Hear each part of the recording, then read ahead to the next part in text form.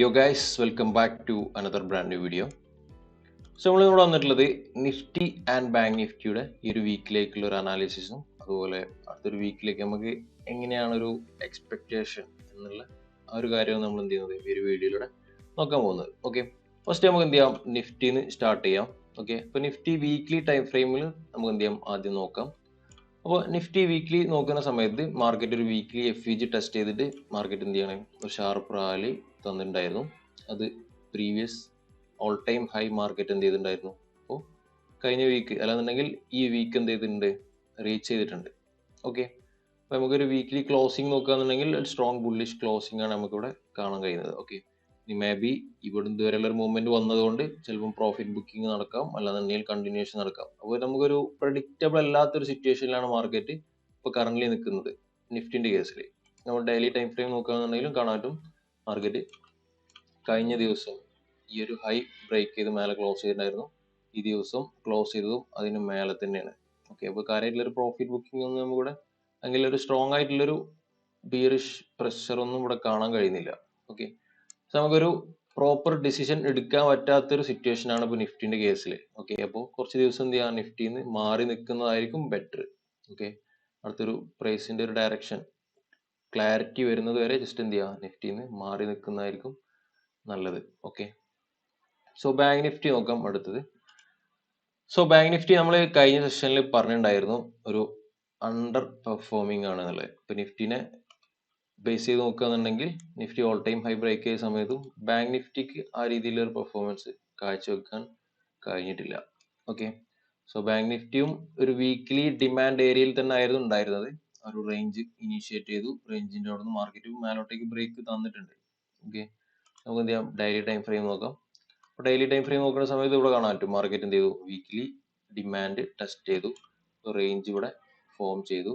ആ range market എന്ത് ചെയ്തിട്ടുണ്ട്, മേലോട്ട് ബ്രേക്ക് ചെയ്തിരുന്നു. പക്ഷെ ഒരു സ്ട്രോങ് ആയിട്ടുള്ളൊരു പ്രൈസ് ആക്ഷൻ നമുക്കിവിടെ കാണാൻ കഴിയുന്നില്ല. ഭയങ്കര ഒരു റേഞ്ചിങ് ആയിട്ടുള്ള ഒരു പ്രൈസ് ആക്ഷനാണ് നമുക്കിവിടെ കാണാൻ കഴിയുന്നത്. ഓക്കെ, ഓവറോൾ എക്സ്പെക്ടേഷൻ പ്രൈസ് മേലോട്ടേക്ക് കണ്ടിന്യൂ ചെയ്യും എന്ന് തന്നെയാണ്.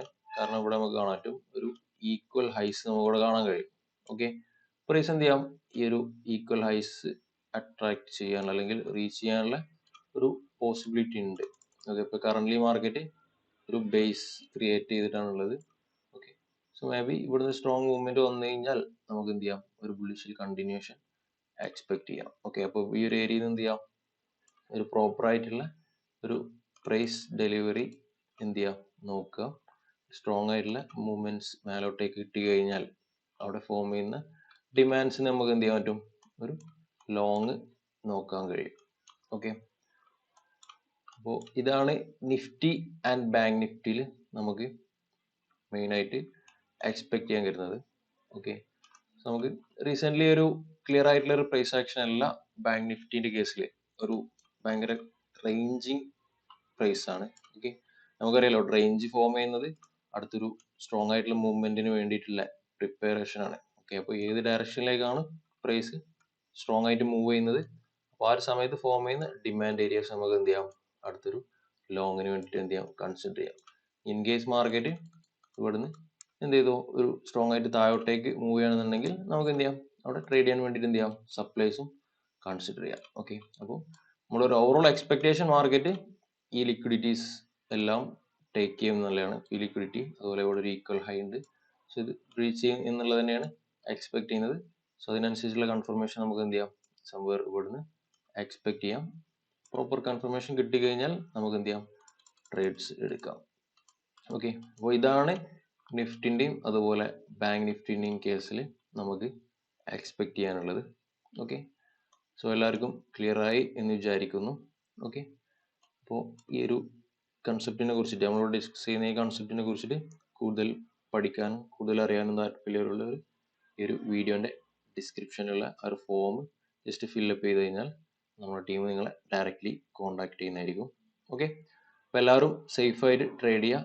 Wish you all the best.